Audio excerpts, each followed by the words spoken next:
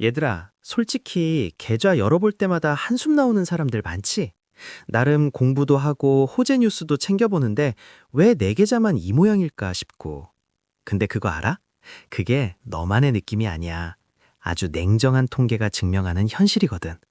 한국 예탁결제원이나 주요 금융연구기관들이 내놓는 개인 투자자 성적표를 보면 진짜 잔인할 정도야. 코스피가 멀쩡히 오르는 상승장에서도 개인 투자자의 평균 수익률은 기관이나 외국인의 절반에도 못 미친다는 통계 숱하게 봤을 거야. 심지어 시장이 역대급 불장을 찍던 시기에도 개인 투자자 10명 중 6명 이상은 손실을 봤다는 조사 결과도 있어. 이게 뭘 의미할까? 네가 주식 체질이 아니라서 네가 머리가 나빠서 잃는 게 아니라는 거야. 데이터가 말해주잖아. 그냥 대다수의 개미들이 이 거대한 자본시장에서 구조적으로 돈을 잃고 있다는 거지. 그러니까 자책은 그만해. 네 손실은 단순한 불운이 아니라 통계적으로 증명된 개미들의 필연적인 패배 패턴에 갇혀 있었기 때문이야. 많은 사람들이 투자를 지능 게임이라고 착각해. 똑똑한 놈이 돈 번다고 믿는 거야. 근데 역사는 다르게 말한다. 인류 역사상 최고 천재 아이작 뉴턴 알지? 만유인력 발견한 그 양반도 주식시장에서는 거대한 사과를 정통으로 맞고 전 재산 날렸어. 그 사람이 파산하면서 남긴 유명한 말이 있잖아. 천체의 움직임은 계산할 수 있어도 인간의 광기는 계산할 수 없더라. 투자의 대가 워런 버핏 형님도 그랬어. 투자는 IQ 160인 사람이 IQ 130인 사람 이기는 게임이 아니다. 지능이 어느 정도 갖춰졌다면 그 다음부터는 철저히 기질과 심리의 영역이다 라고. 우리 개미들이 가장 많이 하는 실수가 뭔지 알아? 나무만 보고 숲을 안 봐. 어떤 종목이 좋대, 이 코인이 뜬대. 맨날 이런 조각난 정보에만 집착하니까 남들 가는 대로 휩쓸려 다니기 바쁜 거야. 정작 시장 전체를 움직이는 거대한 먹구름, 즉 매크로의 신호는 다 놓치고 있는 거지. 지구가 뜨겁게 녹아내리는데 어떤 생명체가 살겠냐. 마찬가지야. 시장 환경이 나쁘면 어떤 종목도 오를 수가 없어. 거대한 시장의 손가락이 우릴 튕겨내려고 하는데 체스판 위에서 어떤 말 움직일지 고민하는 게 무슨 소용이 있겠냐고. 우리가 지금까지 돈을 잃었던 진짜 이유는 거울 속 내 본능을 마주하지 못했기 때문이야. 그리고 손절이라는 버튼을 누를 용기가 없었기 때문이지. 솔직히 지금 내 투자 심리 상태, 상처투성이로 수술대 위에 누워있는 거나 마찬가지잖아. 그래서 오늘 매크로 참견 시점에서 작정하고 준비했어. 이 재난 같은 시장에서 우리가 살아남을 수 있는 어둠 속의 한 줄기 빛, 매크로 나침반 발견하는 법 알려줄게. 주식이나 코인은 그냥 넓은 바다에 떠있는 작은 종이배 같은 거야. 근데 많은 개미 선장님들은 다가오는 집채만한 파도는 안중에도 없고 돋보기 들고 배바닥에 난 작은 구멍만 쳐다보고 있어. 답답하지 않냐? 아무리 좋은 배라도 거대한 돈의 해일, 그러니까 거시경제의 파도가 덮치면 그냥 순식간에 휩쓸려 가는 거야. 연준이라는 거대한 손이 시장의 유동성 플러그를 확 뽑아버리면 물이 다 빠진 바닥엔 종이배 잔해만 남는 거지. 하워드 막스가 그랬어. 사이클 무시하는 건 자살행위나 마찬가지다. 경제는 뜨거워졌다가 식었다가를 반복하는 거대한 시계추 같거든. 근데 우리는 꼭 시계추가 과열의 정점에 있을 때, 남들 다 환호하고 샴페인 터트릴 때 시장에 뛰어들어. 파티 다 끝나고 시계추가 반대로 돌기 시작하면 그땐 이미 늦었지. 배는 뒤집히는 거야. 충격적인 사실 하나 알려줄까? 1986년에 나온 유명한 논문이 있는데 포트폴리오 성과의 91.5%는 어떤 종목을 사느냐가 아니라 자산 배분이 결정한대. 우리가 밤잠 설치면서 종목 선정이라는 작은 우산으로 막으려고 했던 그 돈벼락과 폭풍우는 애초에 막을 수가 없는 거였어.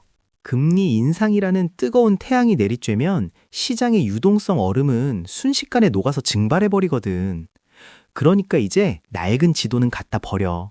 눈앞에 작은 파도 말고 수평선 너머의 거대한 조류를 봐야지. 프로들은 매일 밤 달과 별의 움직임, 즉 경제 지표를 기록하면서 다음 항해를 준비한다고. 달러, 금, 주식, 이 거대한 세계의 톱니바퀴가 어떻게 맞물려 돌아가는지 이해해야 돼. 조류 방향을 읽을 줄 아는 노련한 선장만이 폭풍우 오기 전에 돛 방향 돌려서 살아남는 거야. 폭풍우 치는 바다 한가운데서 유일하게 믿을 수 있는 건 흔들리지 않는 매크로 등대의 불빛뿐이지. 그 불빛 따라가는 배들만 안전한 항구에 도착할 수 있는 거고. 때로는 배 밑바닥에 현금 꽉 쥐고 숨죽여 기다리는 것도 훌륭한 전략이야. 폭풍이 영원하진 않잖아. 붉은 하늘 거치고 새로운 태양 뜰 때, 그때가 바로 기회인 거지. 매크로 좀 알았다고 끝난 게 아니야. 이제 진짜 강력한 적이랑 싸워야 돼. 내 머릿속에서 벌어지는 이성이랑 본능의 전쟁 말이야. 우리는 조금만 수익이 나면 그 달콤한 사탕 뺏길까봐 겁나서 얼른 입에 넣어버려. 조기익절이지. 정작 뒤에서 거대한 수익의 트럭이 지나가고 있는데도 그 작은 사탕 하나에 만족하고 마는 거야. 반대로 손실이 나면 그 뜨거운 감자를 손에 쥐고 비명 지르면서도 절대 못 나. 본전이라는 썩은 동아줄에 묶여서 결국은 갈라진 땅 틈새로 질질 끌려 들어가는 거지. 노벨 경제학상 받은 데니얼 카너먼이 이걸 손실 회피 편향이라고 불렀어. 우리는 100만 원 벌었을 때 기쁨보다 100만 원 잃었을 때 고통을 2배 이상 크게 느낀대. 그래서 잘 자라는 꽃, 수익주는 꺾어버리고 시들어가는 독초, 손실주에만 정성껏 물을 주는 거야. 그 독초가 괴물처럼 자라서 나를 집어삼킬 때까지. 게다가 우리 뇌는 도파민에 중독돼 있어. 급등주 보면 눈 풀려서 재난 현장 헤매는 거지. 치솟는 불기둥 보고 이성 잃고 좀비처럼 달려드는 군중이 되는 거야. 포모의 노예가 된 거지. 폭락하는 계좌 보기 싫어서 모래 속에 머리 처박는 타조처럼 행동하기도 하고 현실 부정이지 뭐. 그러다 어느 순간 거울 보면 탐욕의 눈먼 괴물로 변해버린 자신을 발견하게 될걸. 썩은 동아줄인 줄 알면서도 희망이라는 이름으로 매달려서 발버둥치는 거야. 가슴에는 이미 파란색 손실의 얼음 화살이 깊이 박혀 있는데도 말이지. 성공적인 투자는 본능을 거스르는 거야. 고통스럽더라도 그 얼음 화살, 스스로 뽑아낼 용기가 필요해. 남들이 불바다 속에서 광기에 취해 있을 때 혼자 차가운 이성의 얼음물 욕조에 들어갈 수 있어야 돼. 뇌동매매 막기 위해서 스스로 손 묶고 열쇠 던져버리는 그런 독한 결단이 필요하다고. 붉게 달아올랐던 뇌의 공포 스위치를 차갑게 식혀야지. 폭풍우 속에서도 눈 감고 중심 잡는 연습. 그 명상이 끝났을 때 비로소 시장을 제대로 볼 수 있는 눈이 떠질 거야. 오늘도 아침에 스마트폰 알림으로 뜨는 그 화끈한 뉴스를 봤지. 근데 좀 안타까운 얘긴데 우리가 돋보기 되고 열심히 읽는 그 뉴스 일면에는 이미 해골 그림이 그려져 있어. 이미 죽은 정보란 소리야. 호재라고 해서 잡는 순간 재가 되어 부서지는 경험 다들 해봤잖아? 저 높은 성벽 위의 전문가들은 레이저로 정보 주고받는데 우리는 흙탕물에 떠내려오는 유리병 속 쪽지 죽고 있는 꼴이라니까. 정보는 선반영이라는 거대한 괴물이 이미 다 먹어치우고 꺽하고 트림까지 거하게 한 상태야. TV 속 앵커가 웃으면서 뉴스 전할 때 그건 이미 뷔페에서 파리들 끓는 음식물 쓰레기나 다름없어. 그런데도 우리는 그 화려한 가짜 미끼를 덥석 물고 공중에 대롱대롱 매달린 물고기 신세가 되지. 조지 소로스가 이걸 재귀성 이론으로 설명했어. 뉴스가 가격을 만드는 게 아니라 가격이 뉴스를 만들고 왜곡하는 깨진 거울의 방 같은 곳이 바로 시장이야. 주가가 폭락할 때 세력들은 옥상에서 가짜 돈 뿌려대면서 마지막까지 우리를 현혹하잖아. 귀에 붙은 악마의 확성기들이 끊임없이 거짓 정보에 속삭이지. 지금이 기회야, 더 갈 거야 하면서. 결국 그 뉴스에 속아서 다 같이 불타는 절벽 아래로 뛰어내리는 비극을 맞이하는 거야. 신문지로 만든 허술한 방주는 정보의 홍수 속에서 침몰할 수밖에 없어. 이제 귀마개 좀 하자. 시장의 소음은 차단하고 차가운 데이터가 새겨진 돌판, 즉 팩트만 연구해야 돼. 뉴스 터졌을 때 진짜 부자들은 이미 안전한 벙커에서 와인 마시고 있어. 스마트폰 던져버리고 고개 들어서 하늘을 봐. 번개치고 땅이 갈라지는 진짜 매크로 현상을 직접 관찰해야지. 잘 찾아보면 쓰레기 더미 속에서도 빛나는 진짜 정보가 담긴 USB를 발견할 수 있어. 불타는 채를 들고 정보의 홍수 속에서 거짓은 걸러내고 팩트만 남기는 그런 치열함이 필요하다고. 어둠 속에서 촛불 하나의 의지의 지도를 분석하는 고독한 시간. 그 시간을 견뎌낼 때 거짓 정부의 연기가 걷히고 시장의 냉혹하지만 선명한 현실이 보이기 시작할 거야. 계란을 한 바구니에 담지 말라 말은 참 좋지. 근데 내 바구니, 아니 쇼핑카트는 지금 어떤 상태냐? 무너져가는 마트에서 수백 개 줄이 엉킨 카트 끌고 있는 거 아니야? 주머니에서는 출처도 모르는 잡동사니 종목들이 막 터져나오고 있잖아. 100마리 양을 혼자 몰겠다고 욕심부리다가 늑대 나타나니까 다 놓쳐버리는 목동꼴이지. 잡주 백화점에 오신 것을 환영합니다. 기울어져가는 입구에서 쓰레기까지 카트에 담고 계시네요. 그렇게 마구잡이로 담다가는 결국 카트 바퀴 부서지고 담았던 돈이랑 물건들 사방으로 튀어나가는 재앙 맞는다. 찰리 멍거 형님이 그래서 과도한 분산 투자는 무지의 방편일 뿐이라고. 너무 넓게 펴서 여기저기 구멍난 반죽처럼 우리 포트폴리오는 리스크비에 줄줄 새고 있다고.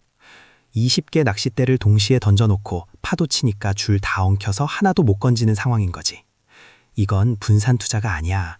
눈 가리고 불타는 다트판에 아무거나 던지는 기도매매일 뿐이지. 찢어진 비닐봉투에 잡동사니 50개 담는 것보다 튼튼한 금고에 황금알 3개 담는 게 낫지 않겠냐? 잡초로 뒤덮인 정원 보면서 한숨만 쉬고 있을 때가 아니라고.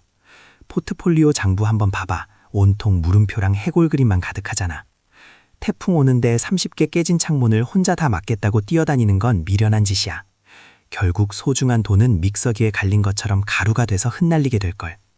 지금 당장 가위 들어. 무너지는 건물 속에서 쓸모없는 가지들은 과감히 잘라내야 돼. 튼튼한 기둥 3개 위에 지어진 작은 집이 모래 위에 지은 화려한 성보다 안전한 법이야. 가장 튼튼한 나무 3그루에만 내 소중한 물을 주라고. 잡동사니 다 내다버리고 나면 비로소 방공호는 안전하고 쾌적해질 거야.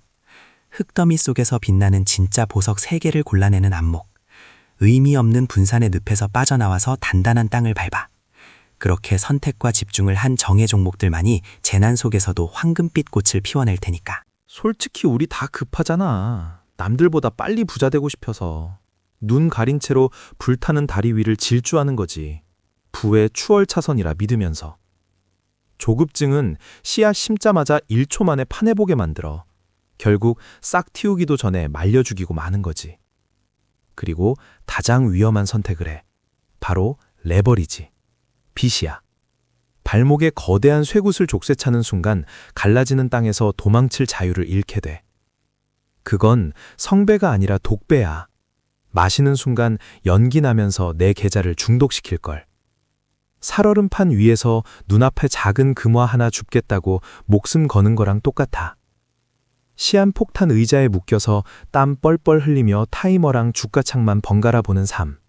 이게 우리가 원하던 투자는 아니잖아?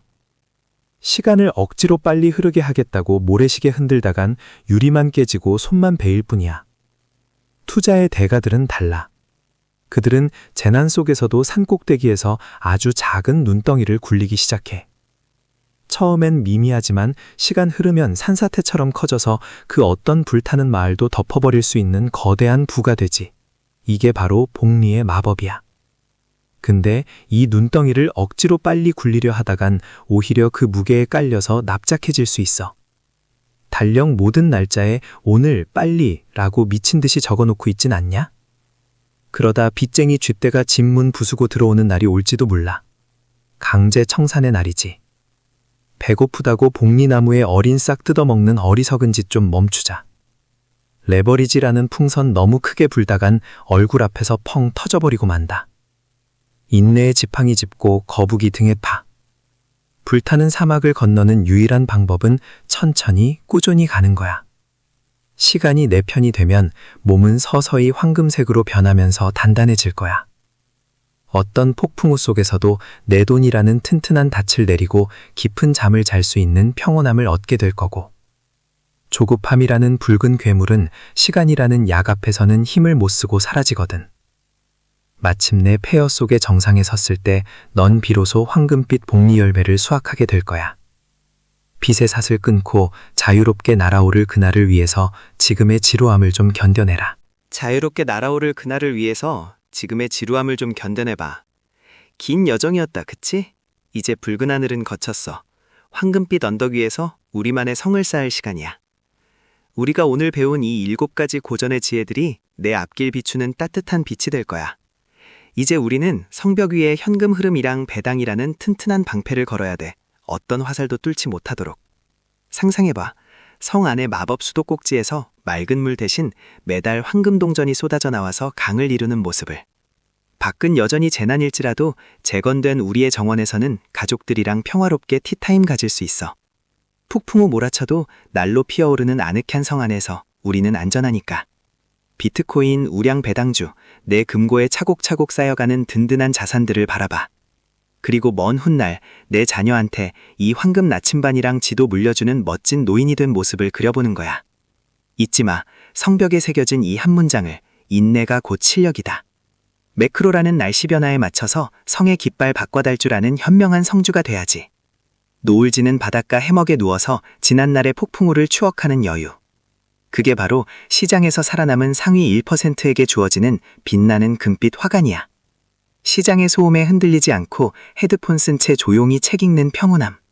자연과 하나 돼서 부에 씨앗 뿌리고 수확하는 진정한 파이어족의 삶이지. 내 손에 쥐어진 나침반은 지금 정확히 경제적 자유를 가리키고 있어. 시스템 완성되면 굳이 애쓰지 않아도 성 주변 황금나무에서 저절로 돈 열매가 열리게 될 거야. 저 수평선 너머 은퇴라는 이름의 아름다운 신대륙으로 향하는 배가 너를 기다리고 있다. 자, 이제 나랑 같이 가자. 매크로 참견 시점이 내 든든한 항해사가 되어줄게. 우리 모두의 성공적인 투자를 진심으로 응원한다. 구독과 좋아요는 사랑인 거 알지?